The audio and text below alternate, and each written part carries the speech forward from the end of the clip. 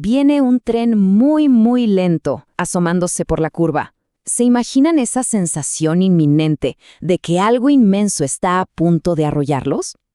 Con esta letra de 1979, el gran Bob Dylan dio justo en el clavo, capturó a la perfección esa sensación pesada, casi de apocalipsis, que flotaba en la cultura estadounidense después de la Guerra de Vietnam. Para muchos en esa época se sentía literalmente como si toda la estructura de la sociedad estuviera a punto de descarrilarse. Y es que piénsenlo un momento. Toda esa complacencia y el enorme optimismo que se respiraba después de la Segunda Guerra Mundial, se habían hecho añicos. De la noche a la mañana, la sociedad se encontraba lidiando con una profunda falta de dirección.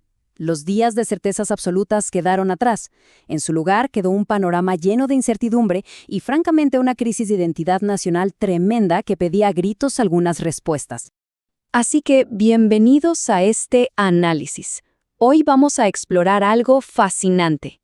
Cómo el cine de Hollywood en los años 70 no fue solo una simple pantalla donde se proyectaba la desesperanza, sino que de hecho se convirtió en una herramienta clave para ayudar a reconstruir el famoso sueño americano. Vamos a ver juntos cómo la gran pantalla procesó un trauma gigantesco y logró sembrar las semillas para una verdadera resurrección cultural. Muy bien, arranquemos con esto. Nuestro recorrido de hoy tiene 5 paradas rápidas. 1. El fin de la cultura de la victoria. 2. El trauma y el vaquero urbano.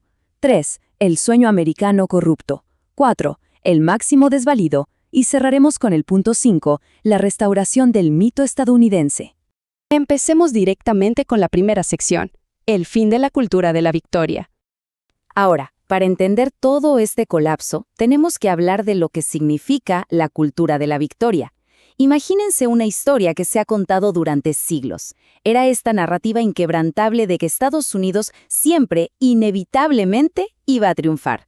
Era la idea de que el progreso era casi un derecho de nacimiento y de que existía una superioridad moral que, de alguna manera, justificaba el uso de la fuerza. Ya saben, la clásica figura del héroe de la frontera. Pero claro, los eventos del mundo real hicieron que el público dejara de tragarse ese cuento. Porque para ponerlo en perspectiva, el país recibió golpe tras golpe en cuestión de unos pocos años. Primero, los brutales asesinatos de figuras como John F. Kennedy y Martin Luther King Jr. en el 68. Luego, el enorme impacto económico del embargo petrolero del 73. Al año siguiente, el escándalo de Watergate destapa un nivel de corrupción altísimo en el gobierno, lo cual fue como un balde de agua fría. Y finalmente, la dolorosa caída de Saigón en 1975. Todo esto, uno detrás de otro, desmanteló por completo esa vieja narrativa de progreso intocable. Lo que nos lleva directo a nuestra sección 2, el trauma y el vaquero urbano. Al desaparecer ese mito romántico del salvaje oeste, ¿a dónde fue a parar la frontera? Se mudó a las calles de la ciudad. Ahora lo que es realmente interesante de esta diapositiva es cómo lo interpretan los académicos. Estas películas policiales de los 70s no eran solo cintas de acción palomeras. Los expertos las ven como descendientes directas de las viejas historias de vaqueros. En medio de ciudades decadentes y con el crimen por las nubes, nació lo que llaman el cine de la desesperación urbana. Aquí, los detectives rudos se convirtieron en los nuevos vaqueros solitarios, impartiendo su propia justicia en una selva de asfalto. Y las fuentes nos muestran un contraste loquísimo en los medios de esa época. Fíjense en esto. En el cine teníamos a figuras como Harry el Sucio, este justiciero solitario, sumamente cínico, que se saltaba las reglas de un sistema legal que consideraba demasiado blando. Representaba una fantasía de mano dura. Pero por otro lado, si encendías la televisión en horario estelar, veías cosas como Las calles de San Francisco. Aquí la narrativa era totalmente distinta. Policías respetuosos de la ley, con un enfoque en la familia y la comunidad. Básicamente, eran dos formas completamente diferentes de intentar procesar exactamente la misma crisis urbana. Y si hablamos de crisis, este sentido de desconexión era todavía más brutal para los veteranos de guerra que volvían a casa. El cine empezó a mostrarlos no como héroes triunfantes, sino como antihéroes, personas lidiando con traumas psicológicos masivos. Películas fuertísimas como El francotirador o The Deer Hunter mostraron el enorme dolor de la clase trabajadora. O miren Rambo, la primera película de First Blood. Nos mostraba a soldados convertidos en vagabundos sin rumbo, siendo rechazados por el mismo país que los mandó a pelear. Simplemente sentían que no había un lugar al cual regresar. Y así llegamos a nuestra tercera sección, el sueño americano corrupto. Olvídalo, Jake, es el barrio chino. De verdad, esta línea es icónica por una razón. Resume de manera absolutamente magistral cómo la gente había perdido la fe en casi todo. En el cine de esa época, la corrupción de las corporaciones y del gobierno se pintaba como algo tan masivo e insuperable que conseguir justicia era literalmente imposible. Era el cinismo de la era post-Watergate en su máxima expresión. O mejor dicho, era admitir en voz alta que el juego estaba totalmente amañado. Esta tabla ilustra a la perfección cómo los medios se partieron en dos para manejar semejante desilusión. Mientras que en el cine, joyas como El Padrino hacían pedazos el sueño americano, mostrándolo como un negocio criminal donde la ambición destruía la propia familia, la televisión hacía exactamente lo opuesto. Series como Los Waltons eran un escape puro. Ofrecían esta visión nostálgica de un pasado mítico rural. Un mundo de antes de la guerra donde la honestidad, la familia unida y la moralidad siempre lograban vencer a la adversidad. Pasamos ahora a la cuarta sección, el máximo desvalido. Y aquí surge una pregunta enorme. Pensemos en esto. Con la confianza por los suelos, una economía estancada y una crisis existencial tremenda, ¿tenía el cine el poder de inspirar a todo un país a levantarse de nuevo? Suena a locura, ¿verdad? Pero resulta que la respuesta venía con guantes de boxeo. Todo explotó en marzo del 75, a raíz de un evento de la vida real.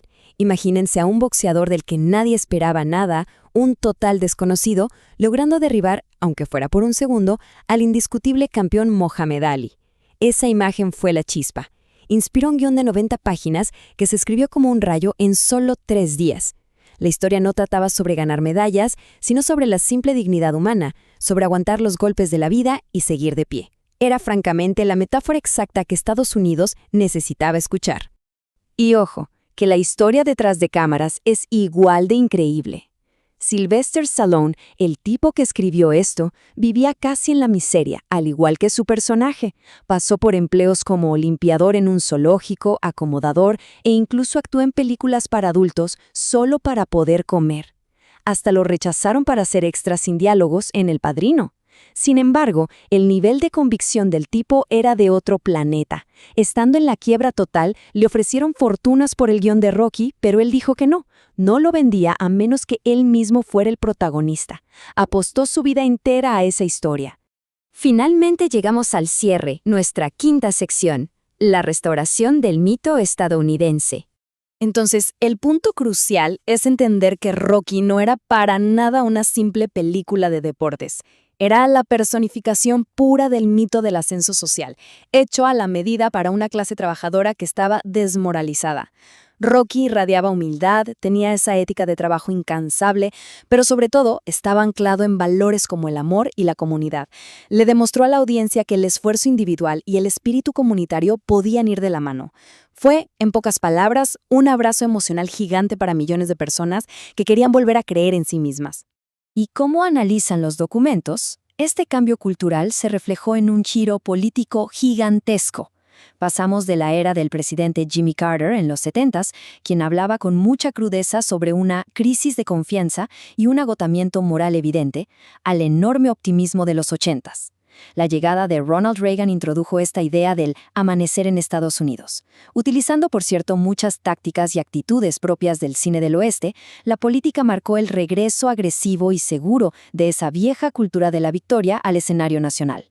Durante esta nueva década, el cine comercial se puso a trabajar horas extra para reescribir la historia reciente. Los estudiosos lo llaman una remasculinización de la nación. De repente, secuelas masivas como Rambo 2 o Rocky 4 proyectaban a un Estados Unidos musculoso, inflexible y todopoderoso frente al resto del mundo. Transformaron toda esa ansiedad de la Guerra Fría y las derrotas pasadas en unos espectáculos de victoria deslumbrantes. Donde la realidad había sido dura y complicada, el cine, una vez más, entregaba finales triunfantes. Y esto nos deja con una pregunta fascinante para cerrar. Después de ver todo esto, ¿ustedes creen que las películas solo reflejan pasivamente las crisis de una sociedad? ¿O será que realmente tienen el poder de escribir el guión de nuestra recuperación cultural? A lo largo de este recorrido, hemos visto cómo la pantalla grande no solo entretuvo, sino que procesó la angustia y ayudó a construir un puente hacia la esperanza. Es innegable el poder que tiene el cine para moldear nuestra identidad. Así que, la próxima vez que vean un éxito de taquilla, pregúntense, ¿qué nueva historia sobre nosotros mismos estamos empezando a construir hoy? Muchas gracias por acompañarnos en este análisis.